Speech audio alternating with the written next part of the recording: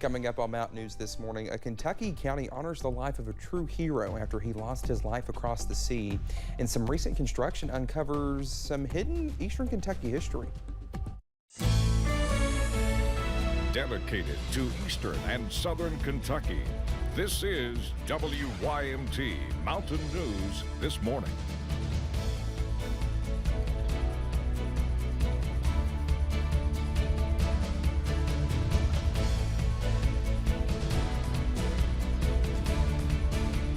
Good morning. It's Tuesday and it's 6:29. I'm sure some of y'all might be waking up to, well, I don't know, maybe a little bit of rain, Brandon. I don't know. I had to look over at the radar because just a smidge. It's back there. Yeah, there it is. I had to look over there because I did not want to misspeak. So. No, you're right. Some folks in those northern counties may be waking up to a little bit of rain this morning, but for most of us, starting to move out for now. Let's take a look at the satellite radar loop for the last few hours, and it was coming through here pretty good earlier this morning, but now starting to push out of here. But don't worry. More will be back later today. Might even see some sunshine in some areas a little bit later this morning. US 119, US 23 at Jenkins. All quiet this morning, drying up there a little bit.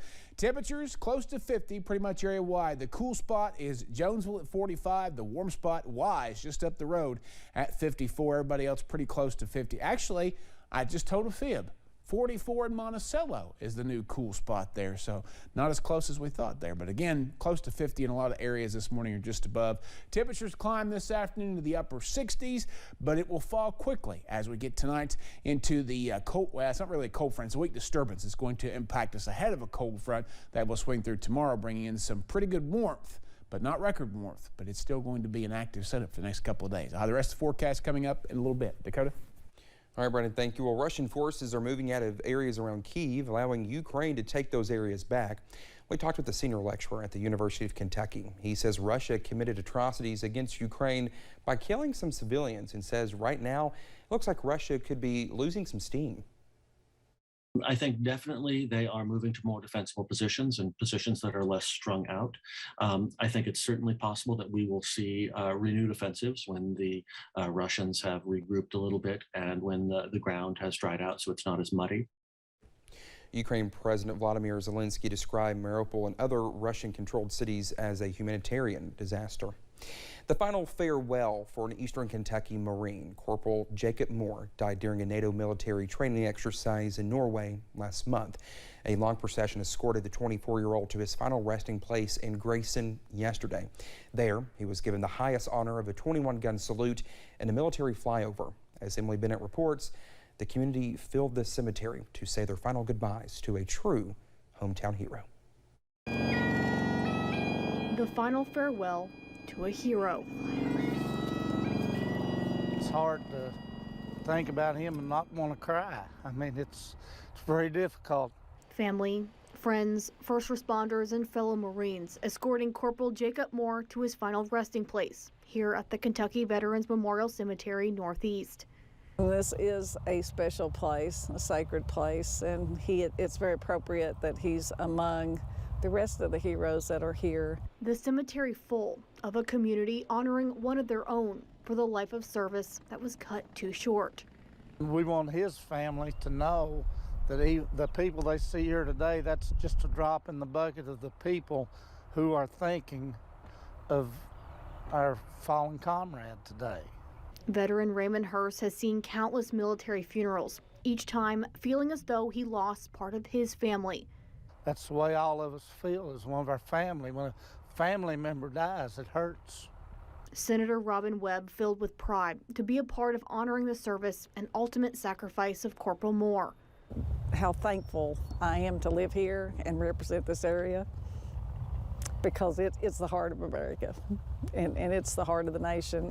The community stood in silence, tears falling as Corporal Moore received the highest honor. Brings out the best of us, and it's a shame that we have to lose someone like Corporal Moore to do that.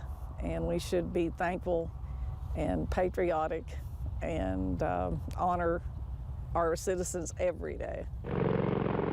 A true testament to the life of service and sacrifice Corporal Moore lived. Emily Bennett, WYMT Mountain News. Well, the family hopes everyone will continue to remember and honor Jacob through tributes and displays. A scholarship has also been set up in his honor through Kentucky Farmers Bank.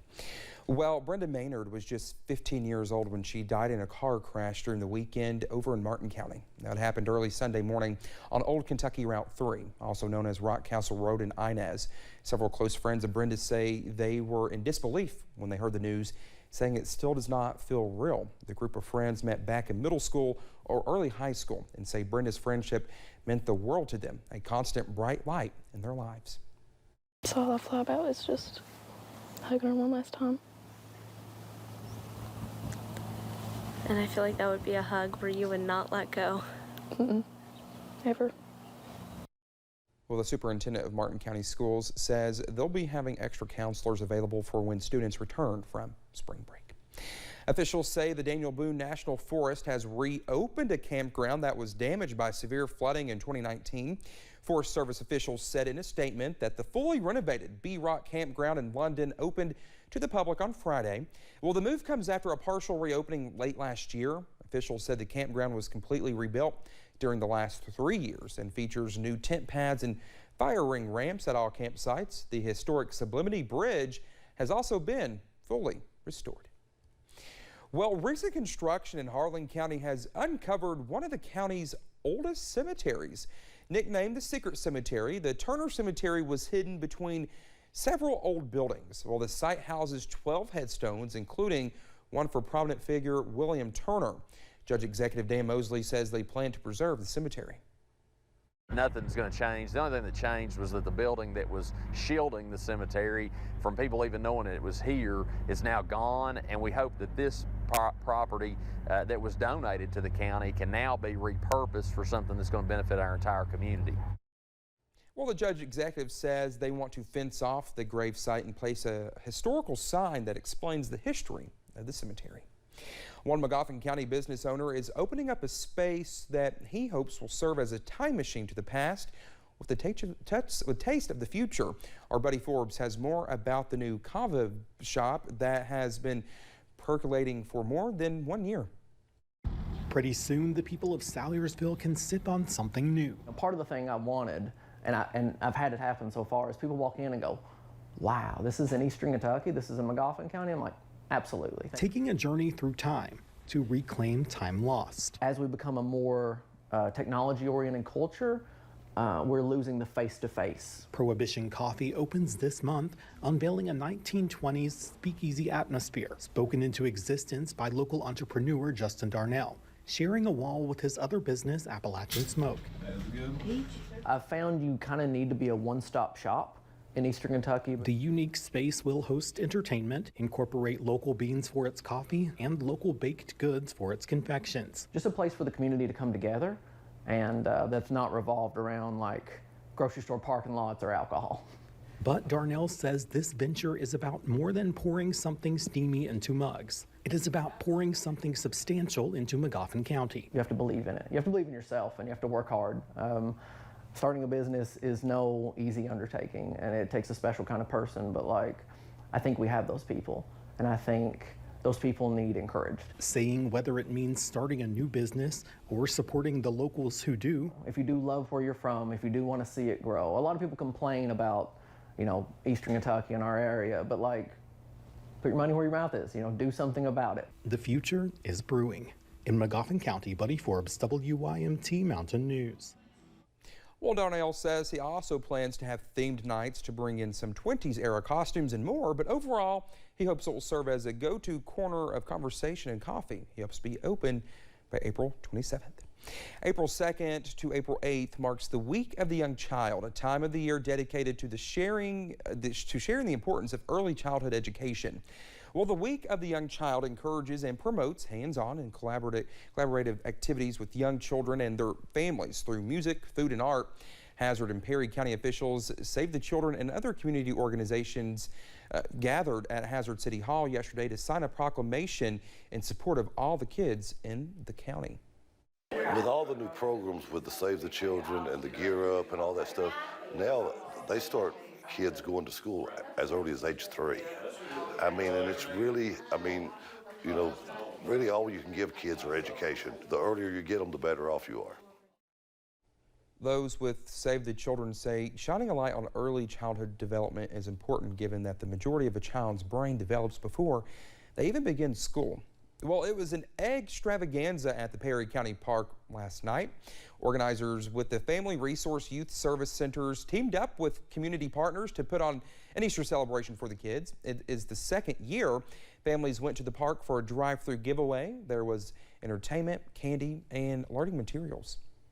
Everybody knows how important it is for children to learn at a young age. And that's what Week of the Young Child emphasizes. It emphasizes the importance of early childhood education and the skills and knowledge it takes for them to be successful. Well, there was a huge turnout last night. There are other events for children from the same group throughout the year, including a few around Christmas and a farmer's market. March 27th marked the 40th anniversary of the so-called shot heard around the state. In the 1982 boys Sweet 16 state championship game, Andrews put himself in the Laurel County Cardinals in the history books with a last-second half-court shot to win the title. Andrews went on to play for Coach Joe B. Hall and the Kentucky Wildcats, but in our conversation with him honoring the anniversary, he says he owes everything to Eastern Kentucky. And Eastern Kentucky's own Noah Thompson is advancing to the top 24 in this season of ABC's American Idol.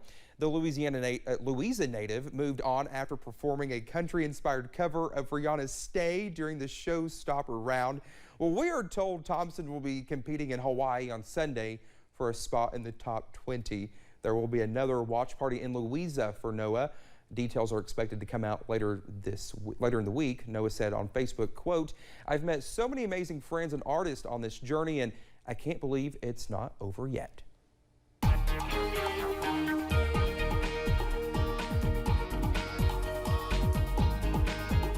6:41 here on this Tuesday morning. We're seeing temperatures anywhere between the 40s and the 50s here across the region. The cold spot now 44 in Monticello. Wise at 54 is the warm spot, but a lot of folks pretty close to 50 this morning as you head out the door, especially talking about heading out the door this morning. We're going to see some rain chances return, some clearing skies already out there. I did see a little bit of that this morning, and temperatures will go up into the upper 60s later today, and we're going to continue to see those rain chances off and on for the next couple of days, especially as a cold front approaches tomorrow. Now, Dakota, the struggle bus is going to come by here in a little while. You can get on that there in just a little bit.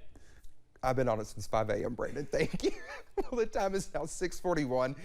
Still to come here on Mountain News this morning. The CDC prepares to be evaluated after some criticism involving its response to the COVID-19 pandemic.